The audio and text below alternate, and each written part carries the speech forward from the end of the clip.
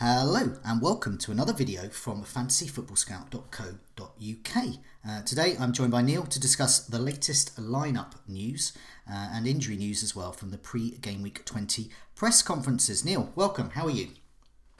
I'm alright, how's Strix? Yeah, good. Once again, we meet again in this fast-paced festive fixtures. They're a bit of alliteration to get out there. This is the second of our preview videos for Game Week 20. I do urge people to have a look on our YouTube channel. They can see mine and Neil's chat about captaincy. Already getting quite a lot of good feedback about that. Also, just before we get cracking with these injury and lineup news, it was so long, our chat, that we didn't have time to mention West Ham. And people have said, what about Anderson?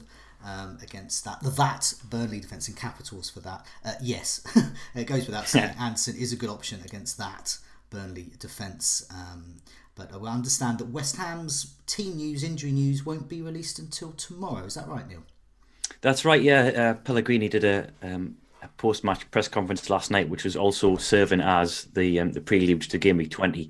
But the second part of that was embargoed till, I think, 10 a.m. tomorrow morning. So we won't have any information about like Hernandez and Zabaleta, and more pertinently, Arnautovic, who I think's close to a return. I think he's penciled in for a return to training this week. So we won't hear anything tonight. Okay. So, well, hopefully that puts people's minds at rest in that we do think West Ham assets are good, particularly Anderson, but we don't know much more about anything potential rotation or Arnautovic till tomorrow. So look out for our Twitter feed tomorrow, and obviously have a look on site. We'll have all the latest there. Meanwhile, we have had some news from some other teams, and let's start with them. Now, Manchester United have a very nice home tie against Bournemouth.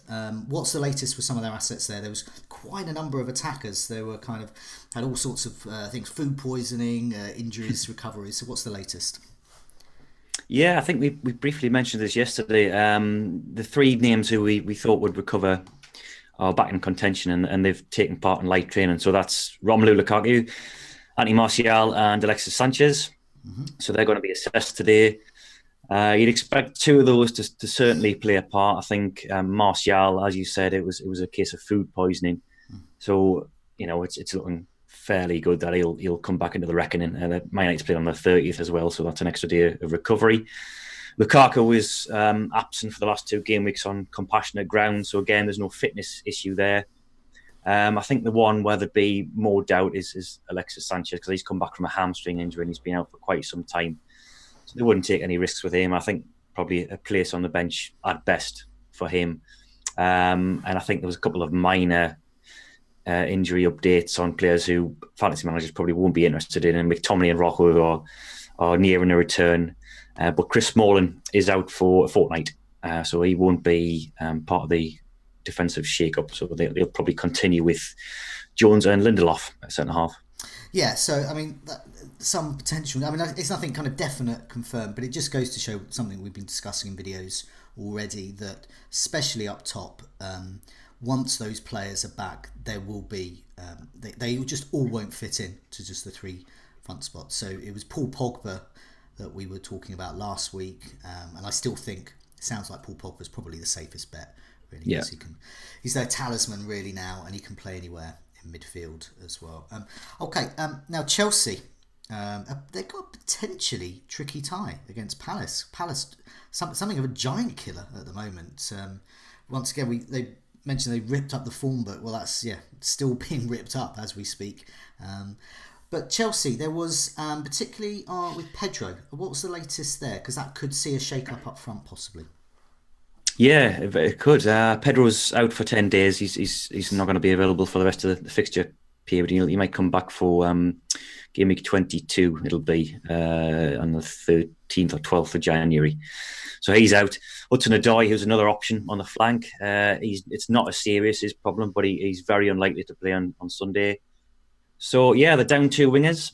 Down 3, really, because Hazard's been playing as a false 9. So I suppose that does open up the option. We discussed this yesterday on the captaincy video of Hazard moving back onto the left wing. Because there's not really that many options he can play in that front 3 on the wide positions. Ruben Loftus-Cheek is another option. He's played on the right flank. I think once in the league and a couple of times in the Europa League. But he wasn't involved on Boxing Day. Could So Could Willian play over on the left or? Yeah, well, William can play on either flank. He's I think he's better on the left flank because he cuts in on his right. I think he's when I contemplated seems a long time ago. I contemplated owning him earlier in the season.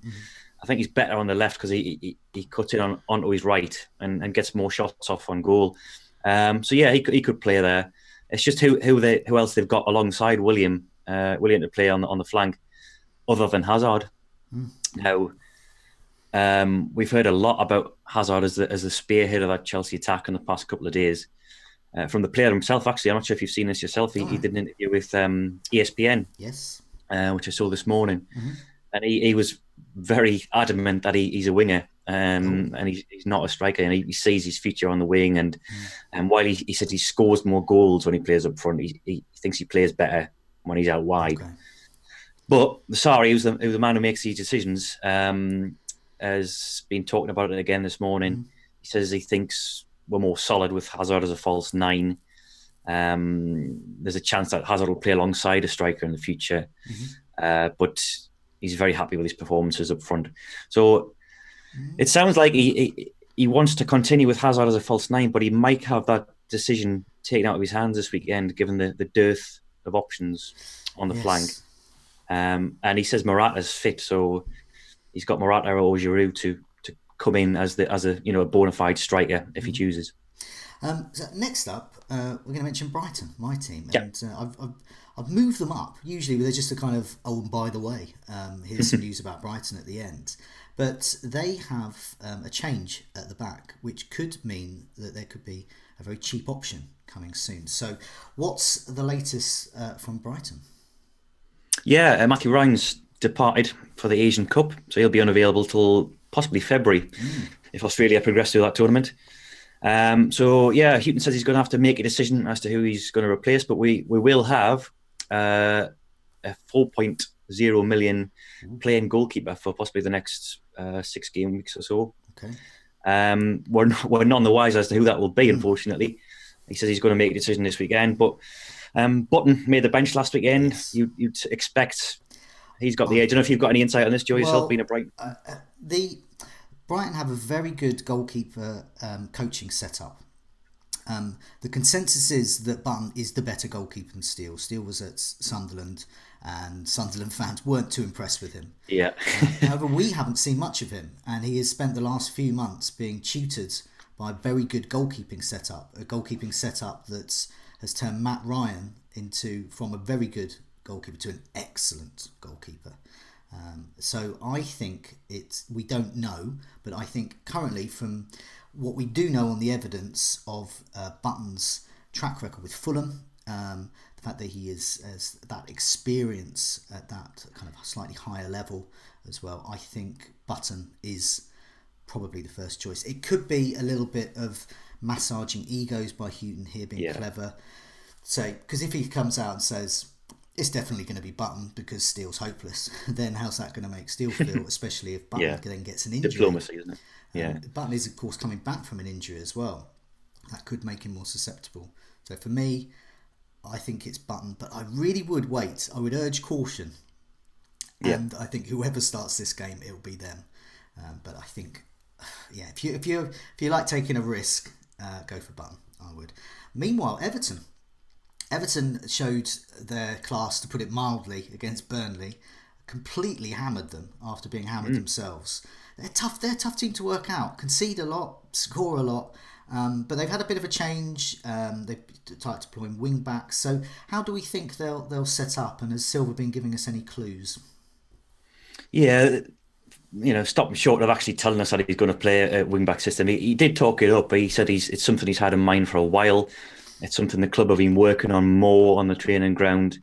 And I think when he signed Yerry Mina and Kurt Zouma in the summer, he did discuss that as one option that he could play. And Luca Dean and James Coleman are essentially wing backs in nature anyway, even when they're playing as orthodox fullbacks. So it does seem to suit the players. It does mean that in central midfield, Sigurdsson tends to play slightly more deeper. And one of Gomez or Gale miss out, it was Gale last week, and you'd expect that to continue because Andre Gomez is a cracking little player.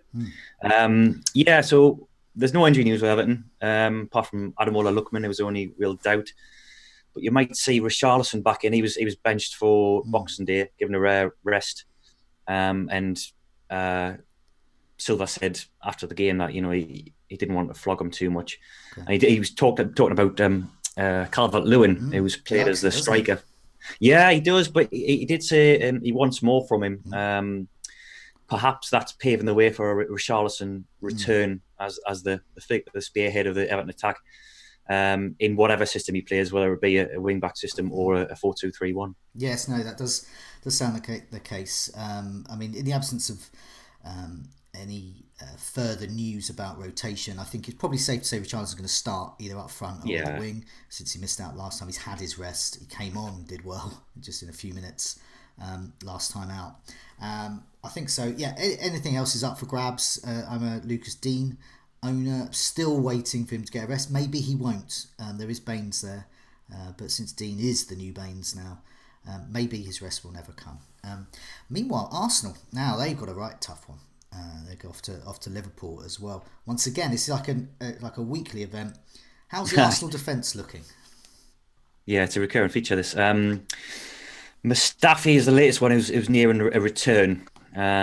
He's been training alone and with good feeling, as Unai Emery says. I don't know what that means, but he's set to join the rest of the group today, ahead of the match tomorrow. We don't know if he's definitely going to play or not. But given that Koscielny picked up a knock against Brighton, they need all the bodies they can, really. They've got the option of playing Granit Xhaka again at centre back, but as far as we know, the only fit and confirmed available centre half is Socrates, and they've got people like Lichtsteiner as well who can play there. But yeah, still doubts about Arsenal, which is great news if you're a Liverpool owner. Yes, the prospect of Salah up against Xhaka or whoever they manage to kind of patch up and get out there is a very good prospect. I still might not captain him myself, but you almost convinced me yesterday, so he's still in the running, definitely Salah, especially with that news from Arsenal. What about some other news? Looking across the fixtures as well now, I mean, Spurs, they've great form, but they've got hardly any rest between all of these fixtures. Any news there about any potential injuries or any hints of rotation for Spurs? No new injuries, but we've got Aurier and Dele Alli back in contention. Yeah, Ali was actually travelled with the Spurs squad on Boxing Day, but just didn't make the cut. I think they didn't want to risk him against Bournemouth. But he sounds very, very keen to play. Still needs assessment, but I think I've got a feeling that he will feature. Okay. Now, actually, we mentioned yesterday that Lamela might come back in. There was an update on that actually from Pochettino. He seemed reluctant to play him from the start at the moment. He says with Spurs being 4-5-0 up, he wasn't going to take a risk with them, and he wasn't in his best condition to play. Now he's got this long-standing issue that they need to manage carefully. So, I initially had him playing in the team news prediction on the site, but I've taken him out now based on what Pochettino said. He still might play. He might have been hoodwinking us, but that could pave the way for an Ali return. Yeah, because we spoke about this yesterday with Kane and to a lesser extent Son and Eriksen all being taken off early, with Moura playing the full 90. These new doubts about Lamela and of course Ali, we're not sure about.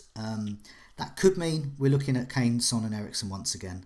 And possibly Ali, we don't know. Possibly, yeah. So, okay. What about any other team news? You might see my eyes darting around the screen because I'm checking TweetDeck as we speak. There's some ongoing. I think the last of the press conference today is Klopp's, which is being held as we speak. Man City, we won't hear from Guardiola till tomorrow, unfortunately. Okay. So that's no help. Diogo Jota is not 100% fit and won't be in the squad against Spurs. No new injuries for Palace. Everyone's fit apart from Benteke. John Joe Shelby's back for Newcastle.